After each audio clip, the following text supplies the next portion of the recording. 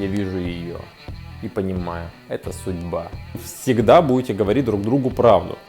И длилось все это, друзья, 1,5 года. Все-таки ожидание ради ожидания, это не совсем прикольно. Я бы на вашем месте задумался, адекватный ли этот человек вообще. Интересно? Интересно. Попробовать стоит? Попробовать стоит. Всем привет, друзья! Сегодня, как вы уже догадались, поговорим об отношениях на расстоянии, обсудим, стоит ли вообще начинать, чего стоит бояться, чего не стоит бояться. Поделюсь с вами своей историей, дам много полезных советов, которые улучшат и разнообразят ваши отношения, если они уже есть на расстоянии. В общем, начинаем. Начнем с истории, как я познакомился со своей женой. На дворе стояло лето 2010 года. Я лежал после операции без права выходить на улицу. От чрезмерного веселья в 4 стенах я начал играть в одну компьютерную игру. Лечу я, значит, из города Ронда на драконе. Сквозь заросли, сквозь дебри пробираюсь. Меня атакуют то бешеные черепахи, то орки, то всякая нечисть. Но я не из робкого десятка, я продолжаю пробираться, и вот весь израненный, искусанный, я добираюсь до красной фермы. И вдалеке я вижу ее. И понимаю, это судьба. Это судьба на всю мою жизнь. Я подлетаю к ней и говорю: эй, красавица, такой красотке, как ты, не место в этих краях быть одной. И она, конечно же, не устояла перед принцем на белом драконе. Так и началась наша история около 10 лет назад. А еще лет 30 назад меня бы, скорее всего, за эту историю отправили в места, где сидят такие же веселые рассказчики, как и я. Сейчас это стало реальностью, этим стали пользоваться люди, то, что можно познакомиться через интернет, начать общение с разных городов, находят, встречаются, любят, потом сходятся вместе, как мы, например. Но, к сожалению, и не самые адекватные люди тоже стали этим пользоваться. После этой захватывающей истории я еще достаточно долгое время, месяц, я еще месяц общался с ней, и меня привлекало в ней только общение, потому что я не добавлял ее какое-то время в социальных сетях, не додумывался на тот момент. Ой, дурак! И только потом я увидел ее фотографию, и благодаря технологиям мы потом смогли созваниваться по скайпу и общаться, строить какие-то отношения, если это можно так назвать. И длилось все это, друзья, 1,5 года. Любой психиатр скажет: сумасшедший. Почему, спросите вы, мы не встретились раньше? Почему понадобилось именно 1,5 года? 1,5 года общения, чтобы увидеться с ней? На тот момент мне и ей еще и 18 не было. Мы учились в школе, и, конечно же, нас никто бы и не отпустил за 1000 километров, чтобы мы просто увиделись и встретились там первый раз. Поэтому нам приходилось просто общаться, выдумывать много разных штук, которыми я с вами поделюсь в конце видео. Мы за это время неплохо сблизились, мы нашли общий язык, нашли много общих тем. Но сперва я должен, ребят, вас предостеречь, что вас может ожидать во время общения на расстоянии. А вообще, да, я с многими соглашусь, что знакомство через интернет — это не самая безопасная вещь, и поэтому надо быть начеку. Никогда не знаешь, кто сидит за другую сторону монитора или на другом конце провода, вообще адекватный этот человек или нет, какая у него предыстория перед тем, как он с вами начал общаться. Нужно сперва хотя бы пару месяцев, а тем более, если вы девушка, пообщаться с человеком, понять, что он из себя представляет, какие у него интересы, вообще адекватный он или нет, и только потом уже нужно встречаться. Ну и вообще, если вы девушка, то, конечно же, он должен приезжать, но если вдруг вы решили ехать, то я считаю, что все равно нужно выдержать какую-то паузу, чтобы понять, что это за человек. Будьте готовы к тому, что человек за монитором может вести себя несколько иначе, чем в реальной жизни.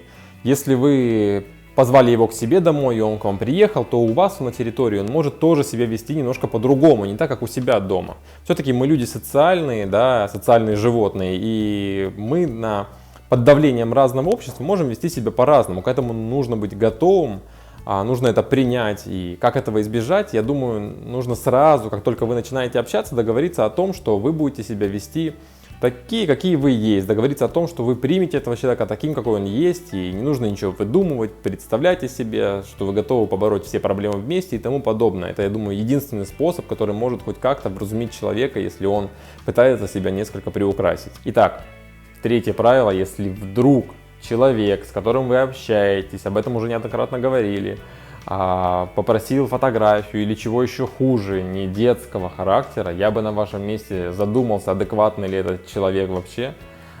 Для чего вообще ему эти фотографии или там чего еще хуже? И задумался бы на тему, да нужно ли вообще продолжать с ним общение. Ну вы понимаете меня, о чем я. Четвертое, что, по моему мнению, вам стоит сделать, это сразу договориться о том, что вы всегда будете говорить друг другу правду. Не нужно себя приучать, даже если вы общаетесь на расстоянии, что вы имеете право врать вашему собеседнику, там, будущему вашему партнеру, врать о том, что вы там пошли спать, а на самом деле пошли гулять. Не нужно себя к этому приучать, не нужно прививать себе эту привычку, да и потом, когда вы увидитесь, скорее всего, после такого образа жизни, когда вы можете врать и никто об этом не узнает, вам отношения будут в тягость, потому что уже скрывать ничего не получится, и из этого, естественно, ничего хорошего не выльется.